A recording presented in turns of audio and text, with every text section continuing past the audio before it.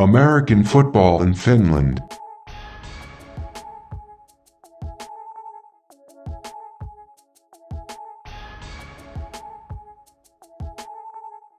The voice in your ears is Perfect Pervis, and this is American Football in Finland.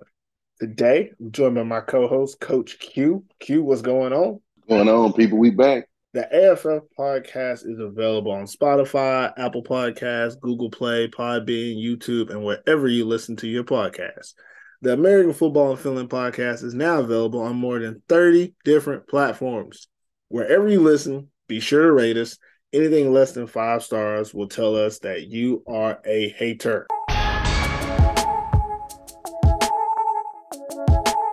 All right, we got first down, chance to start fresh and talk about anything on our minds. Q, what you got going, man? No, not much, man. Not much, man. Just surprising week of football, and it's getting hotter everywhere now, boy. Summertime, we here.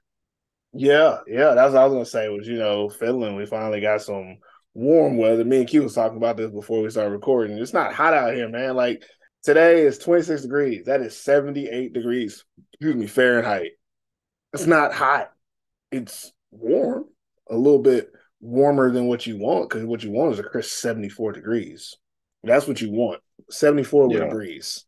Mm-hmm. Like you want to be like 70 in your house in the shade, but you go outside, you want 74 in the breeze, because that means you got a little sun.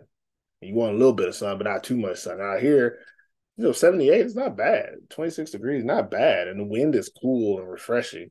But inside is where it gets warm, because a lot of these buildings and houses are built for the winter. So there's no air moving. That's the problem. Like if you get into situations where there's no air moving, like if you get on like trains and buses and stuff, it's It hot get as hot hell quick. inside them things, because you like in a furnace. And yet people still gonna be, there's something about to come up, so people still gonna be going to sauna, jumping in the lake, going to sauna. I'm not going to the sauna now. I go outside, get a little tan, get a little bit of heat, but I'm not going in the damn oven for.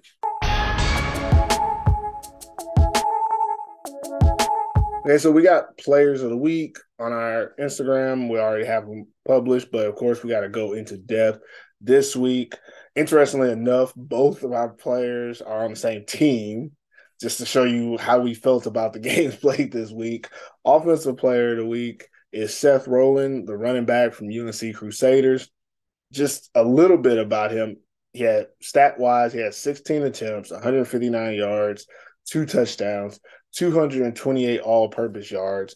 And I want to talk about Seth right now, because I feel like his contribution to this team, and even in this win that they just had, might be overshadowed by how many like really good imports they have. This guy is the life line for this team. Like he is what makes this offense go. And even outside of that, in field position, he does a little bit on the punt return and kick returns to help them, get in better field position. But in this game, I think what Seth Rowland did was he helped them stay in this game early. I think in the first half, he had 130 yards rushing and the 2 touchdowns. And I think without that in the first half, this game might have got away from this team. And what he did was he was able to, do him.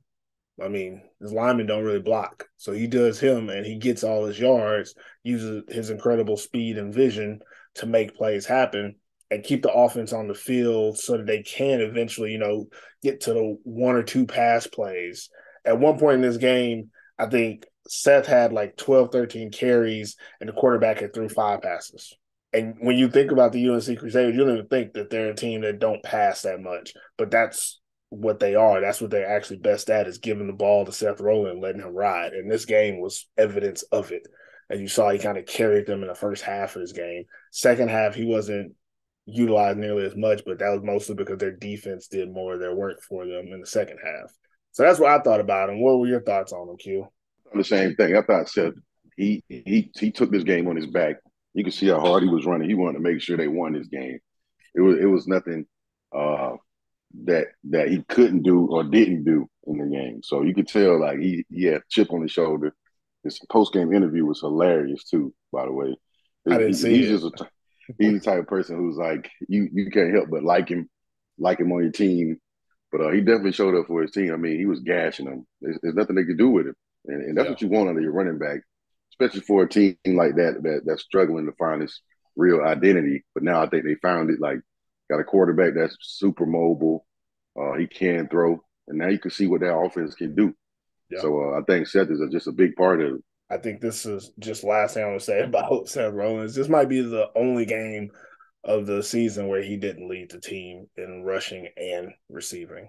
Like, because I guess when they found a quarterback who can throw, they don't have to throw it to him as much. I don't know. But normally he has like 6 receptions and like another 60 yards receiving. But still, I think he's averaging 200 yards all purpose every game. Like he puts up a majority of their production no matter what it is. But the second player we have, who I mean, he kind of could have been offensive player of the week too. But defensive player of the week is none other than Mr. Top Shelf himself, Curtis Slater, defensive back / wide receiver for the UNC Crusaders. Defensively in this game, he had 2 tackles, 2 pass breakups, and 2 interceptions. What I wanted to say was, this is one of those picks where people might not understand why we picked them. It wasn't about the stats. It was not about the stats. This guy made big plays, and just talking defensively, I mean, we could go offensively where we want, but he made big plays in big moments. He did what we want import players to do. He did what we want the paid players to do. When his team was giving up yards and they were in the red zone, quarterback tries to, I guess, throw it away. I don't know exactly what Tim was doing with that throw, but it ended up being an interception touchback at the end of in the end zone that kept his defense and his team from going down by 2 scores, or at least going down by 8. I think they were down by 1 at the point, and if they would have gave up 7 more, they would have been down by 8. And that's not to say that eventually it wouldn't have got down to 2 scores because of it, but he gave his team a chance. And then later in the fourth quarter, when it looks like the Royals might have a chance to tie it back up, he gets a pick. I thought that was going to seal the game. But then his offense didn't get in the yard, so then they got another chance. But when he got that pick in the fourth quarter, I was like, oh, that's it. That's game. They're going to go down there and score and be over. And then at the actual last drive for the Royals, there was a play. They threw the ball to Alpha Jallo as Slater was there to break it up. That's 3 plays, and you're like, oh, there's only 3 plays. But those 3 plays, legitimately, that's 21 points that he basically prevented. By himself, not by himself, but him being in the right position. And it's just a credit to him. Even in the last game that he played before, he had an interception and a touchdown. Like, defensively, he has proven to be that guy. And in this game, he showed up every time you needed something from their defense. And I think that's why we chose him this week. Sorry, I carried on a little bit, but what are your thoughts on Mr. Slater? Slater still holding down, veteran. Still doing exactly what they signed him for.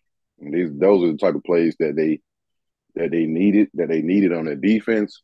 The sucky thing is playing both ways kind of takes away from his production, but he still finds a way to impact the game. And having 2 big picks, in the game, it kind of, people don't see it as deep, but you give the other quarterback, you get a quarterback of the other team, you kind of like make them hesitant. And you make them think about throwing your way. And then Slater got that, I don't want to say fear, because I know Timothy is just a baller. Like, he'll try anybody, but you're going to have to show up. And that's what Slater did.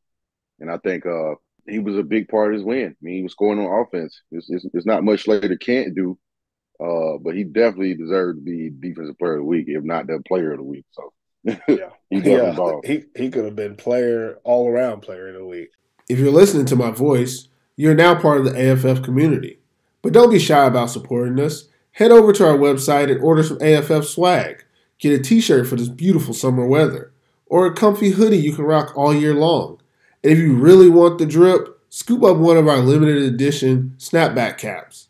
Everything you need to represent the AFF community can be found on our website at americanfootballinfinland.com/merch. Brought back in case you missed it. I'm going to talk about a couple performances this week that really stood out. First guy, Dante Edwards, who played linebacker / defensive line for UNC Crusaders. He has 7 tackles and 2 sacks. Q, you were talking about this guy in the group chat, so I'm gonna let you talk about why he kind of stood out this week for you. He made some big plays. I mean, 7, like you say, 7, 2, and 2, two tackles for loss, 2 sacks. You need that. UNC needs that on that defense. They need somebody to take that role of the leader or leadership qualities to be shown when they in games like that. You need guys that they're not just going through the motions. They're actually trying to impact the game. They're actually trying to make plays. And I think he did that in this game and did well. He easily could have probably been up there for Defensive Player of the Week too. Yeah. But I always say this: you can no shot at the Wolverines or any other team that's struggling to figure it out. But imports are good, players are good, but how you play against better teams is how we really judge you.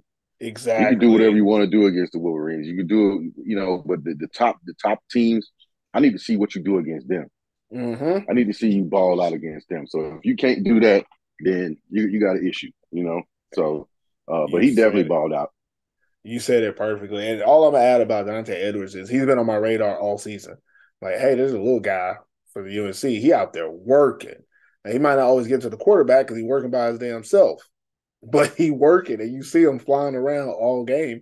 And in this game, I think it was one of him getting the sacks. He doesn't normally get sacks because normally he puts the pressure on them so fast that most quarterbacks are able to move around or get rid of the ball.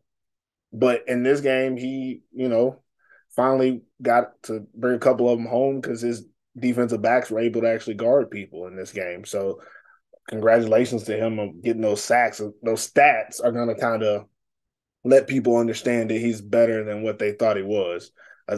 This week, I think there's a couple of players that got stats that finally matched their production. Like he's a guy who probably should have one and a half sacks every game, and you just don't see it on the stat line, so you might not understand it. In this game, finally, the way he plays showed up on the stats. The next guy I got on this list is another defensive lineman, the one number 33 from the Wausau Royals, DeMarco Artis. He had 4.5 tackles this week, 2.5 sacks. He had 4 solo tackles. And what really stood out about this guy for me was that he was everywhere, yet he was constantly making up for the fact that the team wasn't really running at him. A lot of his tackles, a lot of the plays he made, he had to go chase down runners. And even on the sacks that he had, it wasn't like he just shot in there and got a sack. He had to fight off a double team, hope that the secondary held up long enough, and then go chase down a quarterback who can move. Like, he had to work really hard to get, in my opinion, average stats in a game where all you had to know that where number 33 was the whole game. And then if you look at all these great import players that UNC has, they all, at some point, I say this generally and a little lightheartedly, at some point they got tracked down by number 33. Like, he was that quick. Mm-hmm. I seen him on one play, and I can't remember who it was.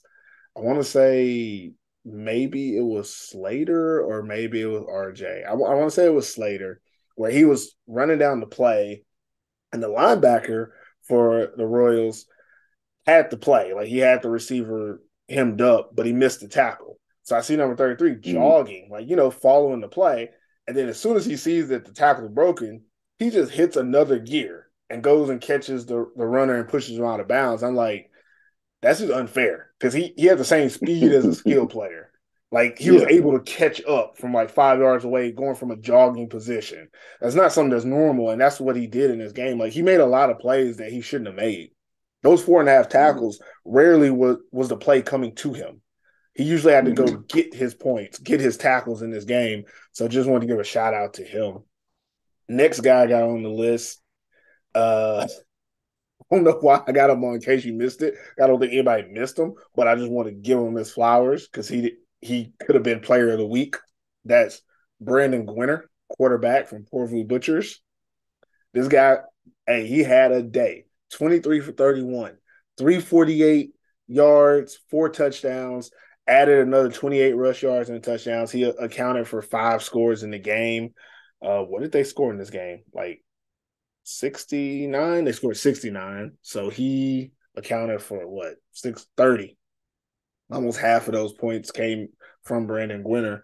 He got himself back in the race. He got himself back in the MVP race. This was the game he did it.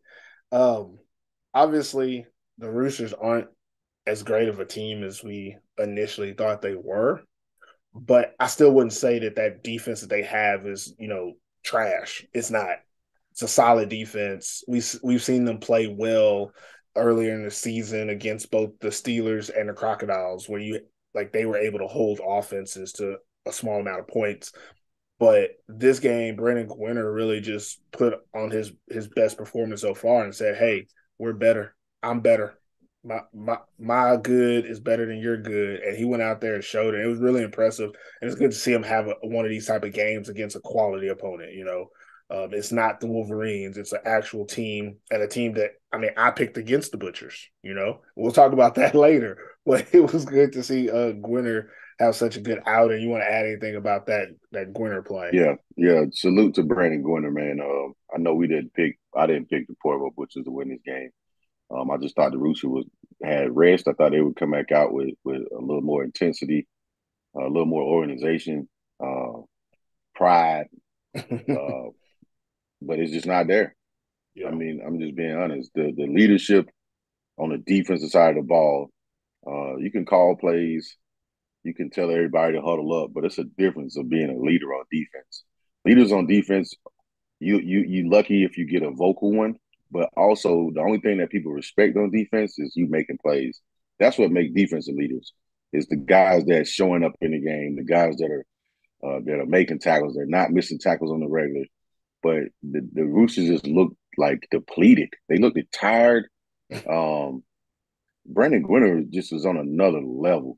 Like he's getting better every game, and we all knew that this is what he's capable of. But I gotta say, I didn't expect them to do what they did in that fashion.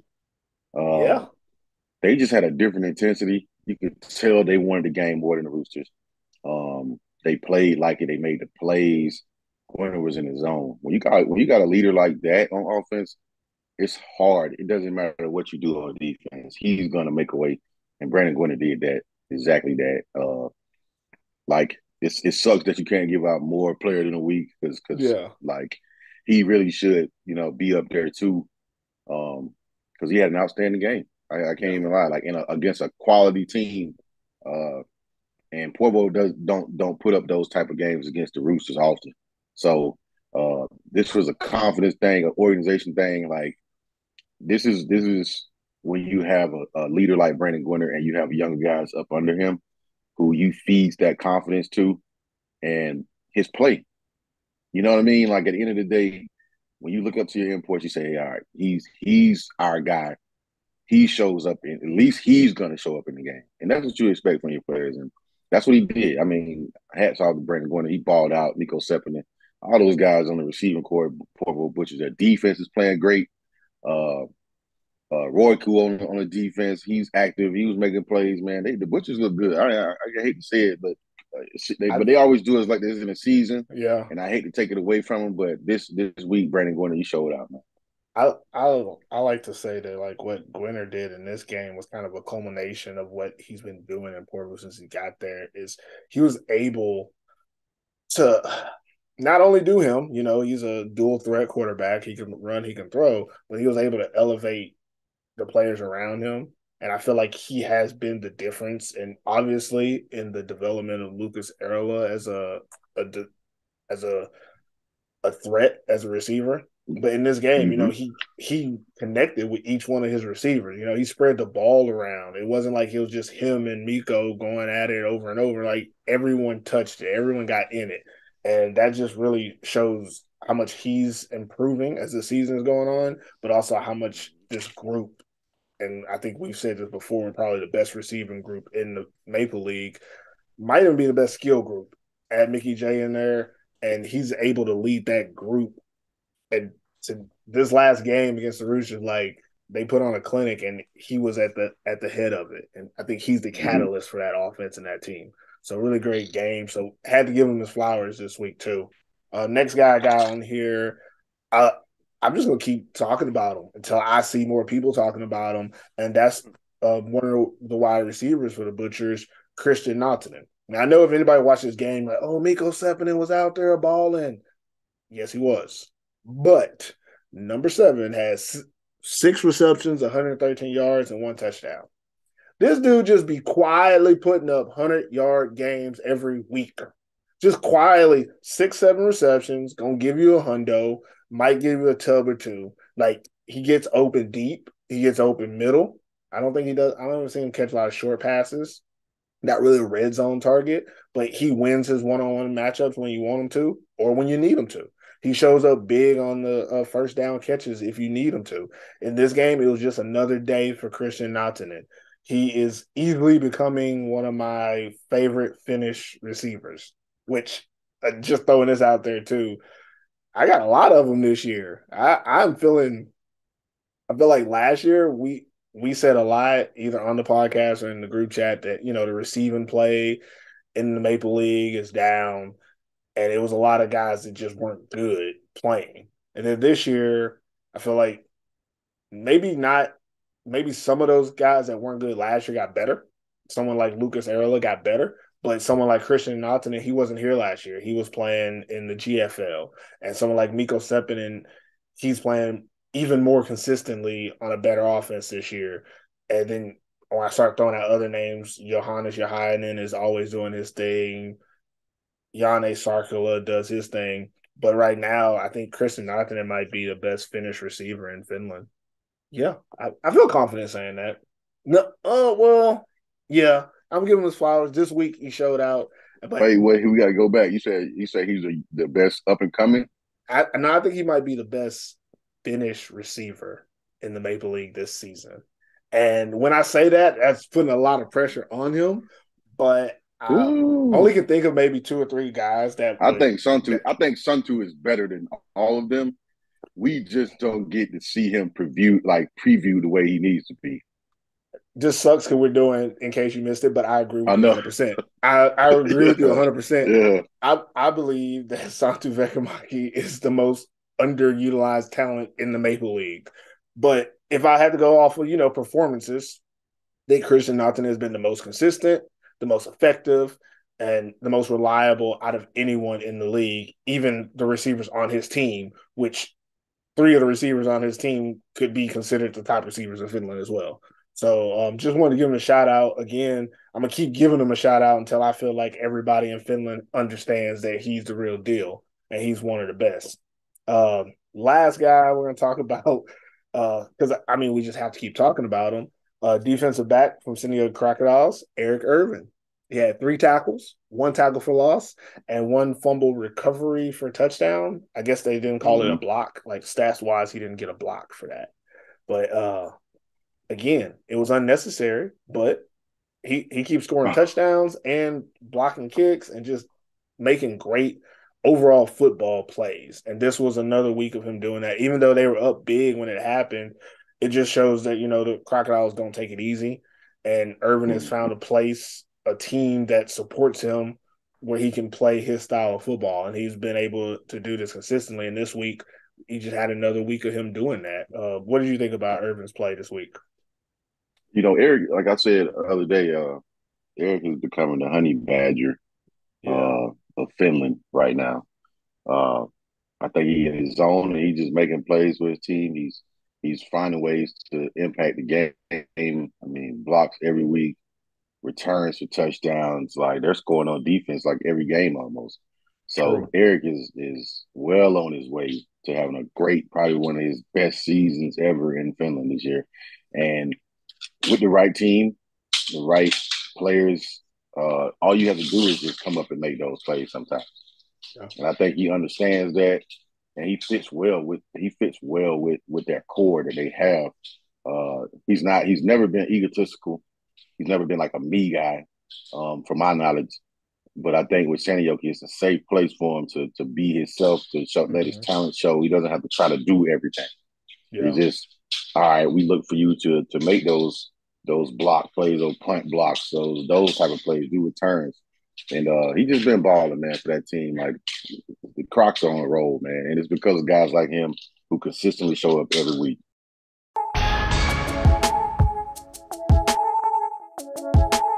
So we all know the results of the last weekend's game. And if you don't know the results, go check out American Football in Finland on Instagram, and we put up the results of every weekend's games. I think we put it up on Sunday or Monday, one of those 2 days. So you can see all the scores and what everybody's records are as well. But let's get into these games. And we're going to talk about the first game of the weekend, Helsinki Roosters versus Porvoo Butchers. First, before we get into the nitty-gritty, I know that the Butchers Nation has probably been listening to these podcasts and understands that we've been calling them the Dallas Cowboys, and I am the leader of that. I coined that term for this team, and I understand that with this big win against the Roosters, and not big because it was hard, but it was a situation where I think we all thought the Butchers were the better team, but not everybody thought that the Butchers would win the game. And this team was able to show us what they look like in full form, which we've seen, I think one other game they played in full form as well, but this was probably the most important full form. Like, this is them against a team that we weren't sure that they were going to be able to beat. I would like to apologize to the Porvoo Butchers fan base for any wrongdoing I have done in saying that you weren't as good as you are. And when I say that, I am not taking the term Dallas Cowboys away from you. And when I do that, I also mean that being a Dallas Cowboys can be good or bad. The Dallas Cowboys are one of the best teams in the NFC East on a consistent basis. Just haven't got a playoff win or got to the NFC Championship or Super Bowl in a long time. And that's what I still believe that's true with the Butchers. I think this team is really good. You got Maple Bowl talent. You can get to the Maple Bowl. You could win the Maple Bowl. Will you win the Maple Bowl? We'll find out. And until you do, you remain what I think the Dallas Cowboys are every year, a very good team, a very good team. But now that that's said, I just wanted to get that out the way. I don't want any hard feelings or anything. I believe the team is good. But to get into this actual game against the Roosters, I think it's pretty simple. Butchers are the better team. Butchers came out. We've talked about it earlier. Brandon Gwinner was firing on all cylinders, hitting everybody. They were the better team. What stood out for me in this game was that the Mickey J effect. I think having Mickey J on the field just makes this offense click better. I believe that the number 22, Hirvonen, that was playing for a couple weeks, I guess while Mickey J was injured or something, I thought he was good. But you could see there's a huge difference when Mickey's on the field. Like, his explosion, his vision, his playmaking ability, just making plays at the right time. Him scoring that touchdown against the Roosters and breaking 2 tackles in the process, making their older players, their veteran players, look like they're a little too old to be out there. That's what he brings to this offense in a capacity that he doesn't overshadow the young receiving core and the quarterback kind of leading it all with his arm and legs. So I think that his presence is what really makes this team good. And when he's there, they always have a chance to win because they have a balanced attack that can hurt you both through the run game or with a pass. And then outside of that, there's not a lot to say. The Butchers were the better team and they dominated. So I don't want to overemphasize how much they did because I feel like they were the better team. They should have won. They went out there and did it in style. What was it? What was the score of this game again? It was like 40-23 or something like that. I forget what the score was. Bad. Again, the reason I don't remember what the score was because it was 6-29 at half. I stopped watching. I only watched first half of blowouts. Like, it was over, and I'm glad that they did it in one half because these weekday games are always tough to watch because I be wanting to watch movies or go to sleep at night. So I appreciate the Butchers doing that. And I think that they really deserved this win, and it was a good win for them. A good, statement win that we're a good team, not an on-the-border team. I think if they would have lost this game, we still would have said they're a good team. But we would have been like, but we don't know if they're a playoff or a, Maple Bowl contender. But them winning this game lets us know that they're a team that it plans to be more consistent this season. And I mean, and they got to beat their rivals. I don't know if everyone understands it, but Roosters and Butchers are two of the most successful and oldest Maple League teams in Finland. They are rivals. Like, they should be rivals. They have the history to be rivals. Kind of reminds me like Ohio State, Michigan type of rivalry, where I feel like it was one-sided for a very long time. But now Butchers might be able to, even things up next couple of years. Who knows? What were your thoughts on it? You got something to add to it? Before we talk about the Roosters, let's talk about the Butchers, because I got some stuff to say about the Roosters. well, I'll say this. Like you said, they're one of the most storied franchises in Finland. They've been around a long time, and I think it's finally paying off. They finally put the right pieces together to make a run or to have a chance. And I just think they've seized that moment. They're seeing like what the other teams are doing, but I think they addressed what they needed to address. So they got Brandon Winter. They got a consistent quarterback. He's not run happy. He's not pass happy. He's balanced, and he knows when he doesn't make a lot of bad decisions throwing the ball, and that's what you want. But the Butchers, I mean, with Mickey, he looks healthy. Yes. The way they shredded that defense, man, I was embarrassed. Honestly, I was embarrassed. Like, I love the Roosters, man. I love the Roosters. I love what the organization is about. I don't agree with every decision they make as far as imports and all that stuff, but I do still think that they're, a storied franchise and they're a good team. But I just feel like you could do better than that. I'm not saying that the Butchers aren't good, but the Butchers, man, they came in there like, we're better than y'all. We finna beat y'all. You seen it from the jump. Exactly. You seen it from the start though. Like, it was no fear, no nothing. Like, we're better than y'all. We're gonna show y'all, and they did that. Like, literally everything. I mean, the Roosters couldn't do anything. I want to throw this out here because, like I said, I watched first half. I don't really care what happened in the second half. I mean, it's great for stats and all that, but first half, the Roosters had 67 total yards. 67. 26 rush yards, 41 pass yards. That's ridiculous. And apparently one touchdown. Like, that really says it all. You can't get 100 yards in the first half. Like, the offense and the Roosters offense, again, it has its issues, but I can't blame the offense when you're getting just beat down on defense. As soon as you start getting down by one or two scores, offense kind of becomes difficult if you don't have a high scoring type of offense. And the Roosters defense, it was horrible. And I say that with an asterisk. I believe their defensive line still played good.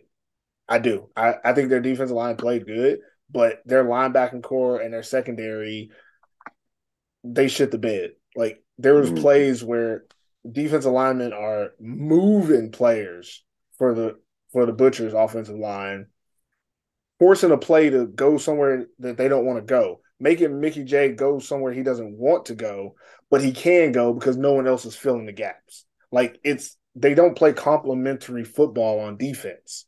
You see that there's holes in the defense when the safeties are playing high and you're able to throw a post underneath it, and no one is there in the linebacking group, even though they're supposed to be. Like, you can see these like obvious mistakes, or if someone is playing, man coverage and just gets beat one-on-one, knowing that they don't have help on top in the secondary. Like, these very basic things were continually showing up in this game.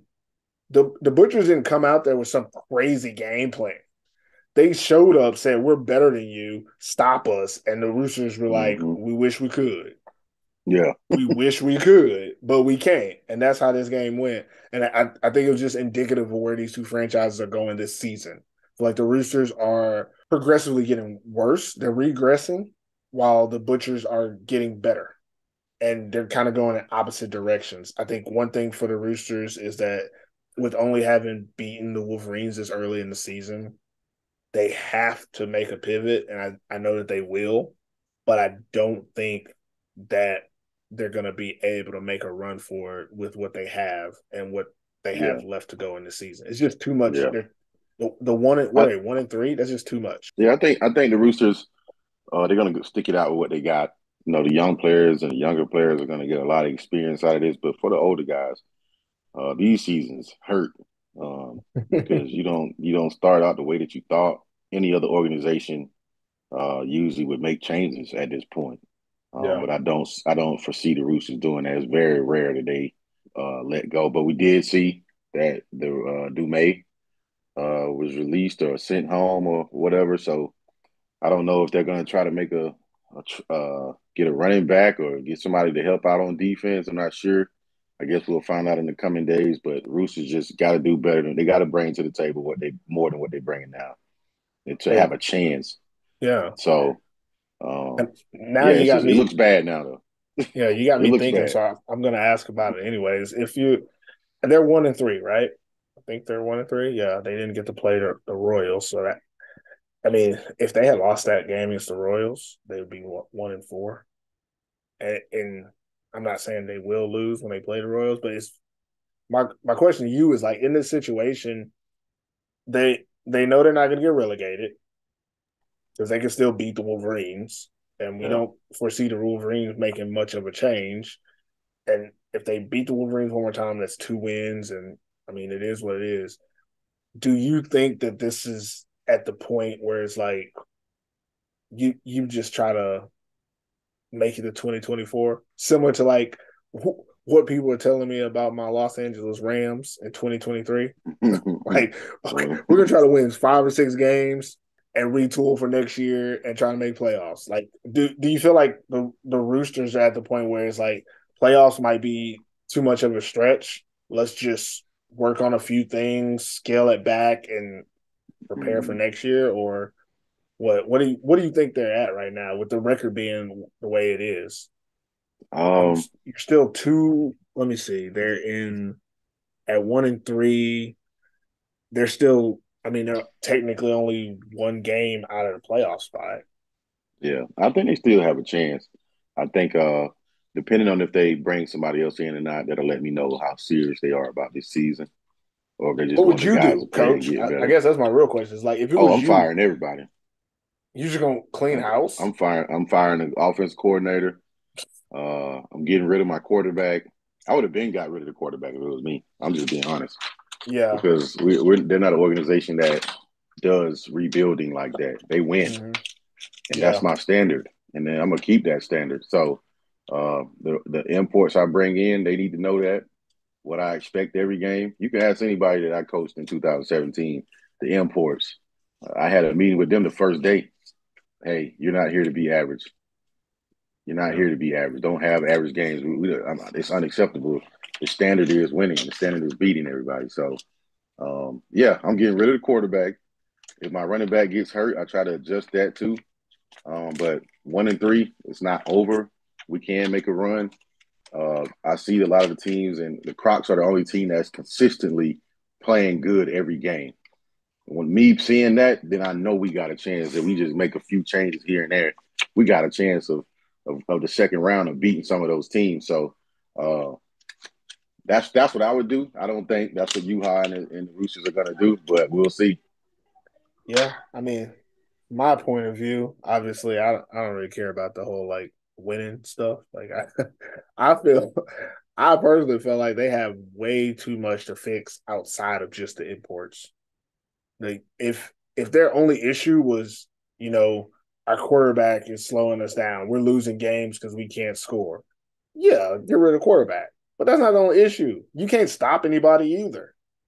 And it's like if you get rid of your best import on offense, who's your playmaker, because you can't get him the ball. It's not his fault. They can't get him the ball. That's not Pierce's fault. But even if you bring in someone that you can get the ball to, it's not going to make their defense any better. Even if they bring in a linebacker or a DB, they're going to have to bring in a Mm-hmm. lot to make it even make sense. And then it comes to that Mm-hmm. point, it's like, is it worth it to bring in or change so much at this point? I mean, I don't know. But It's always, personally, it's always. I think it's always worth it. I think yeah, it's always worth it. Because that's the end goal. The end goal, you want to win. yeah, Like if you're gonna say, oh, we're gonna stick with what we got and we're just gonna go through the motions. Like, look, nobody wants to play a whole season when you're not trying to win. You're not trying to help the team win. Nobody wants to play that season. Like, so I don't understand. Now the Wolverines, they stay in a hard place. Yeah, they gotta do what they gotta They do. in a hard place. You know what I'm saying? But the Roosters, you went out and signed people that you wanted to make a difference on this team. So that means you actually planned on winning. Um, so now you come into this 1-3, like what look at the film and say, okay, it's not totally on the quarterback, but it starts there. Yeah. You know, it starts there. So if you're looking at the games and you look at the play, are you being productive as my quarterback? Are you putting us in the best situations? Are they dropping balls? Or is it you? When you look at the D line, they got a lot of players in the D line, some injured, some not. Are you getting pressure on the regular? Are you getting sacks? I think they Linebacker. have good. I think they got good interior D linemen. Like I think, what is his name, Marquette or the young kid, and Will Little. I think they do good. They have some nice D linemen, but they don't have like edge linebackers. The linebackers and edge hurt when you can't have any support in the linebackers. It's gonna hurt. It's not gonna put you in a great situation. But what you want to do is try to. Well, really, what you want to try to do is get your linebackers, to help out. And if they can't fill the holes, it doesn't matter how good your D line is. It's still gonna be holes in there, and that's why they're getting gashed every game. That's why they're bleeding. Yeah, true that. Yeah, I guess we're talking long on the Roosters, but we always do. It is what it is. We'll move on to the next game.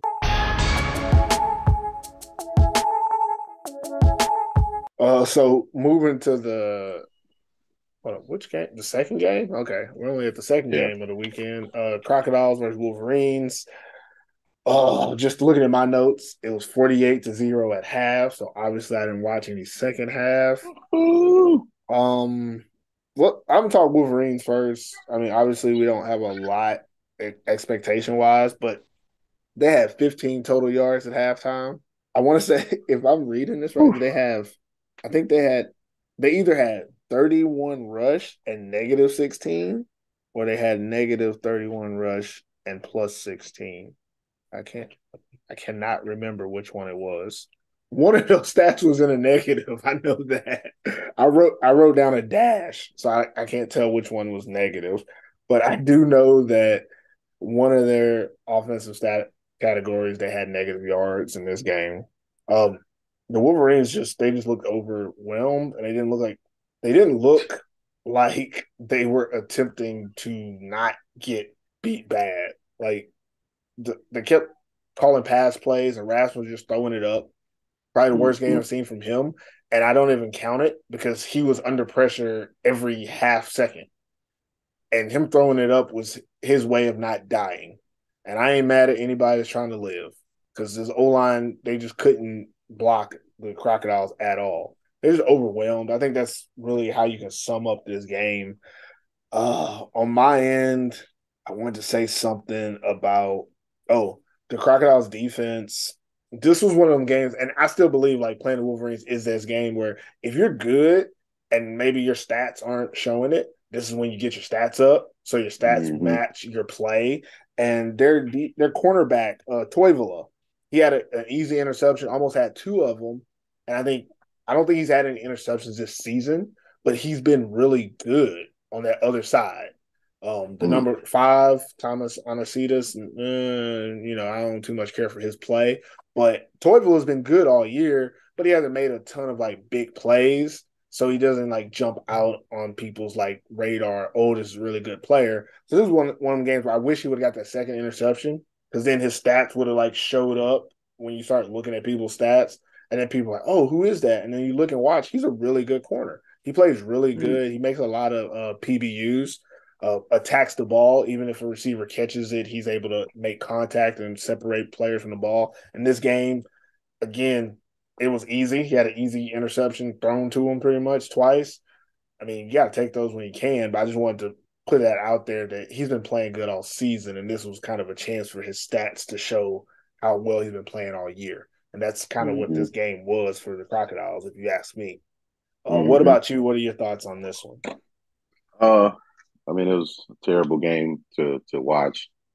Just a beating. Crocodiles was rolling, pretty much going through the motions. What I did like though out of this game is that why is Christian Powell in the game when you're up 42 points?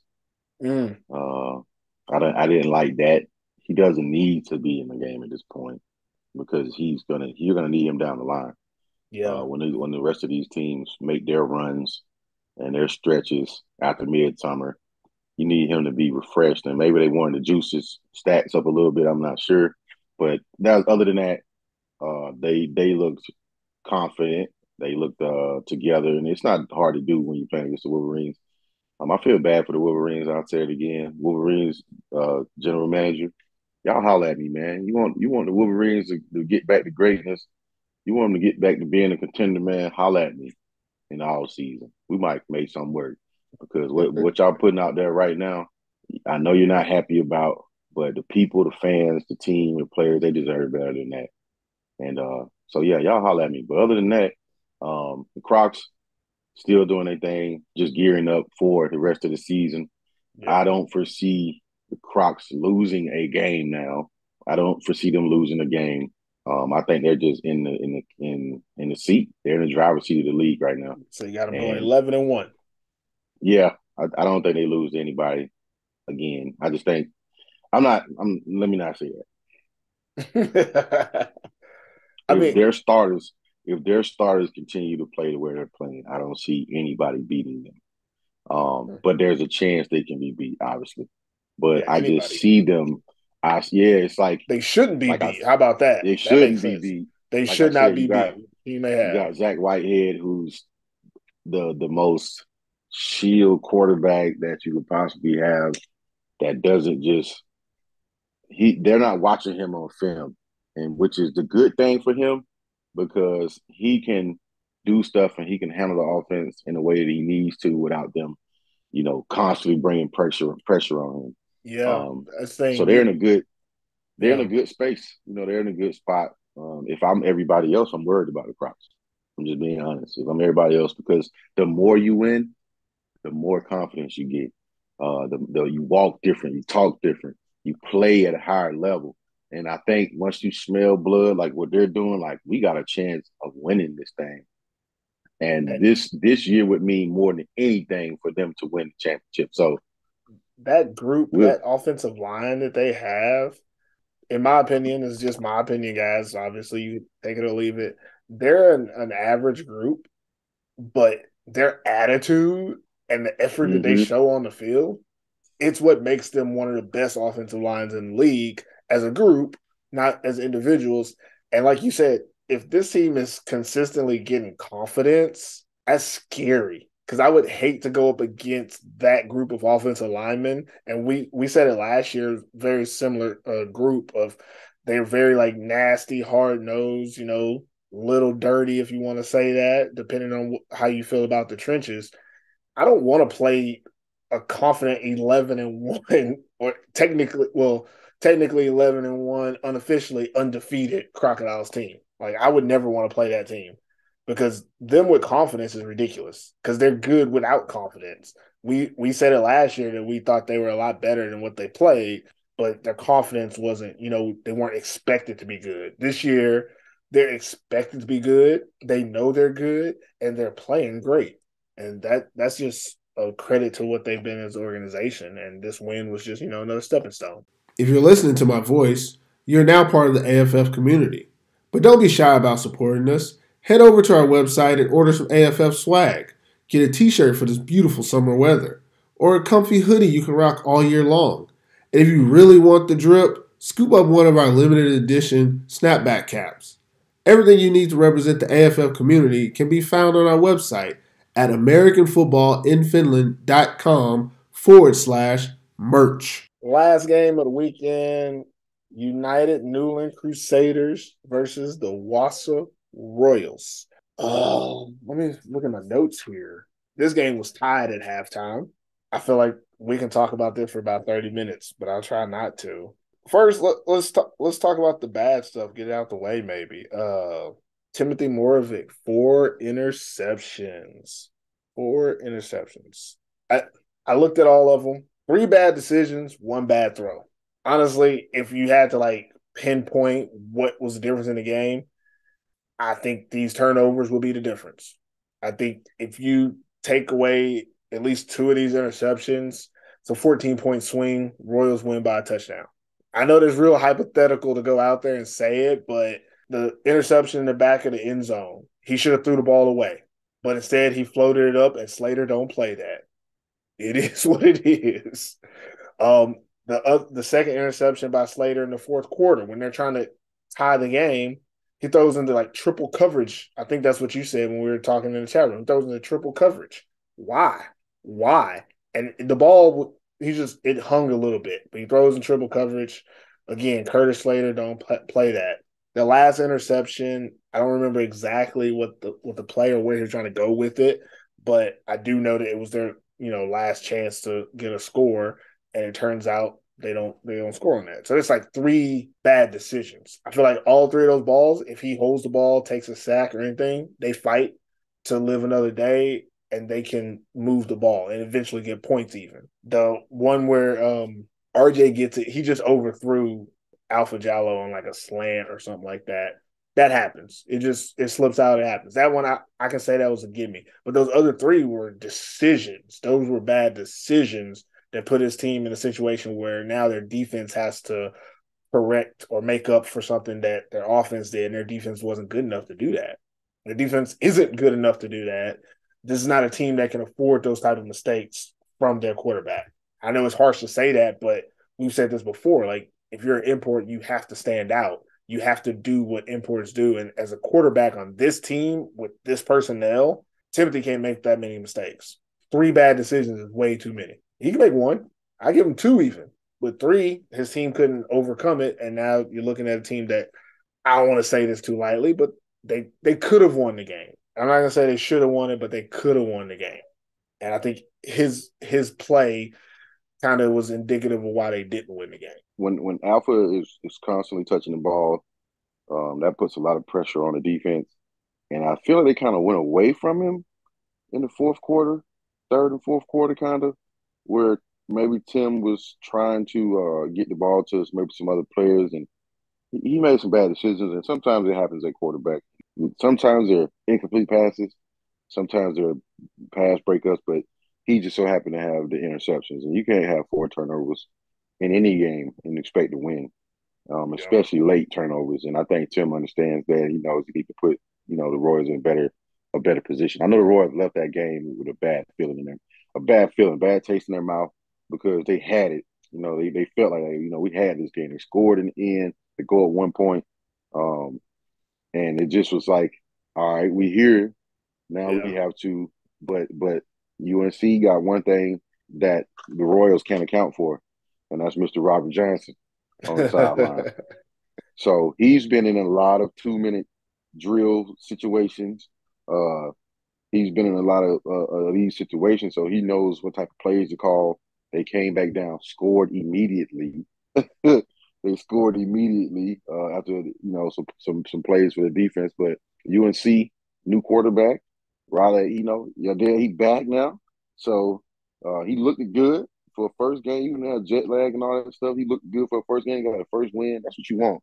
And UNC needed that win. They needed it. And I think their core will get better. I think they'll be better. But they needed that game against the Royals because it kind of put a stunt in the Royals as far as their going on in the season. But Timothy still had a good game. I think he's still one of the top quarterbacks. He just so happened to have some bad mistakes in this game that cost him. And the UNC took advantage of it. And all of their import players made an impact on this game. And they're going to have to do this every game because they just don't have the depth playing both ways. Guys giving all they got. They got to win, and it feels good to win when you're tired. And I know they had a good day. So, but it was a great game. Yeah, to watch. Finally, it was a great probably game. The best game watch. we've seen all year, right? Yeah, that was a great game to watch, and we want more of that. You know what I mean? So, shout out to Vasa and shout out to UNC for getting their win. And man, the season is still midway, but the Royals have to play 4 games in 13 days. So that's going to be. It was a game that's you had going to be. they needed this win. That's going to be crucial, just health wise. And but they it would have been nice to have this win when they could go into this gauntlet of games. So we'll see how how they fare coming out of it, but definitely was a great game. Just something I want to throw out there. I mean, Alpha Jallo played as good as he could play. Like, I don't think he could do any more for this team in this game. He had, 188 yards, 3 touchdowns, and he played on defense. The Royals, this is kind of me backtracking from what I'm saying about how Tim played earlier. Is, I said that, his bad decisions with the ball, those cost him points. But why did he make those decisions? Because he didn't have any help. If you're not throwing the ball to Alpha Jallo, no one else is catching the ball. Every time he threw it somewhere else, it was either an incompletion or a turnover. I think about half of his completions went to Alpha Jallo, and the other half were split between Tom Sawosty and like 2 other receivers on the team. And the yardage is nominal, if anything, for the rest of those guys. Alpha had almost 200 yards receiving. And that just shows, especially in this game, where you have the Crusaders who had a lot of options with their imports playing pretty much everywhere on the field. Everyone was involved in their scoring. Seth Rowland had a couple touchdowns. Curtis Slater had a couple touchdowns. Riley Eldell ran in a touchdown, and he obviously threw some balls. So they were able to put the ball in different people's hands, while the Royals have to strictly rely on Timothy Moravec, Tom Sawosty, Alpha Jallo. That's who makes their plays. And in this game, there were situations where you couldn't force feed the ball to Alpha. You had to go somewhere else, and you couldn't hand it off to Sawosty. And basically, if Timothy threw it, it probably wasn't going to be a completion. If he ran it, he might get some yards, but you can't ask him to run it the entire game. He did run a few times and extend drives, but there needs to be another outlet for him to be successful and for this team to be successful. And in these games, these 4 games in 13 days they're going to play, they don't add a receiver, they're not going to make it through that gauntlet winning more than 1 or 2 of those games. And I don't even care who they're playing, unless they're playing the Wolverines twice. That might be the only team they can beat in that period of time with not having any help for Tim and Alpha. I think that also goes for Alpha. If you bring in another receiver, that gives him more big play opportunities. He doesn't have to get he don't have to, but he could catch the screen pass and then outrun the entire defense to score points. And when you see Alpha Jallo get the ball, every time he catches the ball, he's trying to score. And the reason he's trying to score every time is because he knows if he doesn't, they might not score.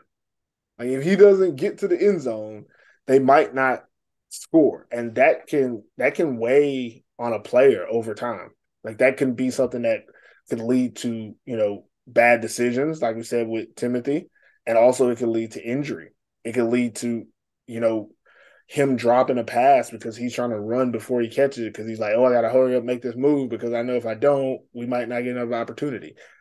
This can all be remedied for the Royals by bringing in another receiver. I know he has to be a European receiver, but there's a whole lot of them over there in Sweden. Bring in another receiver that can take the pressure off of Alpha, give Timothy an option, somewhere to go with the ball outside of him using his legs if he doesn't feel comfortable throwing it to receivers. I know I'm talking a lot about the Royals, but that's because I feel like they learned the most from this game. I don't think the Crusaders learned anything.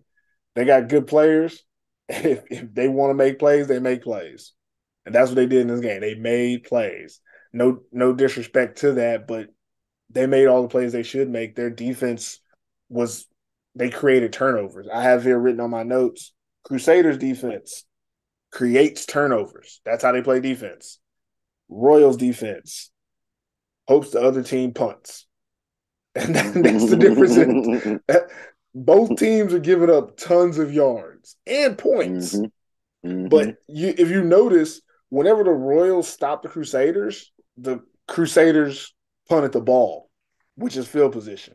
While whenever the Crusaders stopped the Royals, it was a takeaway. It was an interception.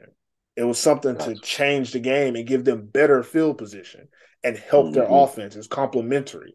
And that's the biggest difference in these two teams to me is I believe both O-lines average, not very good. neither O-line was really stopping the star defensive person on the other team. But when you look at the Crusaders, there was times in this game where Lamin Latica or Raul Khalifa, the two linebackers for the Royals, would blitz untouched and not get a sack because Riley Odell either threw it before they got there or made them miss. And this didn't happen a few times. This happened a lot, consistently. A lot, yeah. The Crusaders offensive line never picked up a stunt.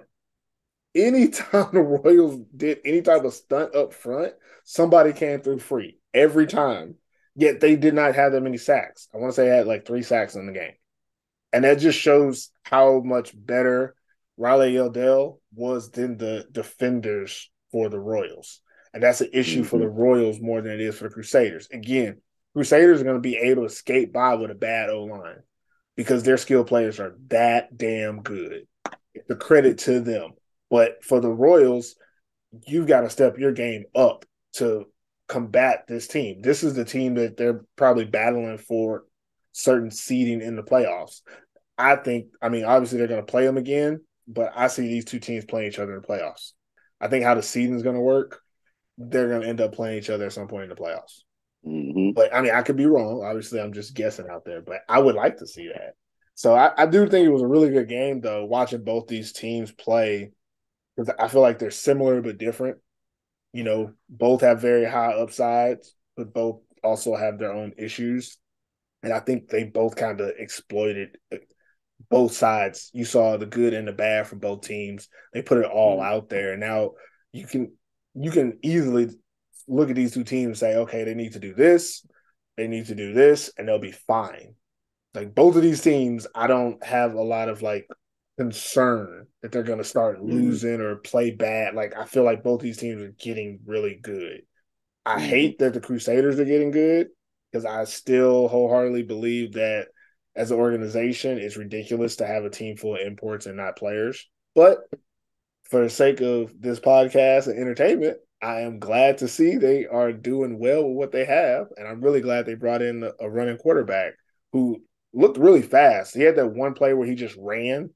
Like he just stepped up in the pocket and hit the sideline. You could see he probably still got a little jet lag, but once he get used to it, they got some things going with a running quarterback.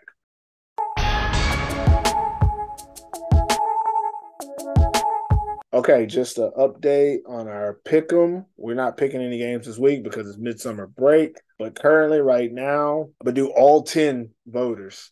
First place, Spencer Cudlin at 14-3. Tied for second would be Chris Green and Coach Q at 13-4. Can't believe Q is higher than me, but it happens.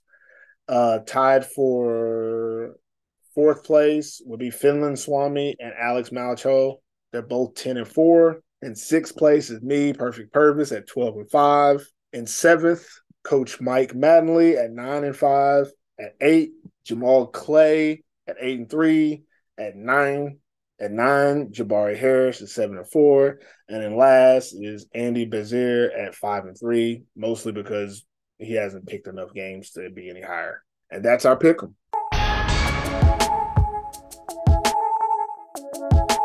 That's it for this episode of American Football in Finland. Hope it was worth the listen. Q, any last words before we get out of here? So, no, I don't have anything. We talked about what we talked about. We're going to see what happens the rest of the season. I just want to wish everybody a happy midsummer and hope people are safe and enjoy your long drinks. It's going to be plus 30 out there. Let that pale skin show, guys. Get them tans. Yeah. If you enjoy the show, follow us on Spotify, Apple Podcasts, Google Play, Podbean, YouTube, and wherever you listen to your podcast. And don't forget to rate us 5 stars as well. Anything less tells us you are a hater. You can follow us on the gram and Facebook at American Football in Finland. Until next time, never forget TIF. We gone. There we go. American football in Finland.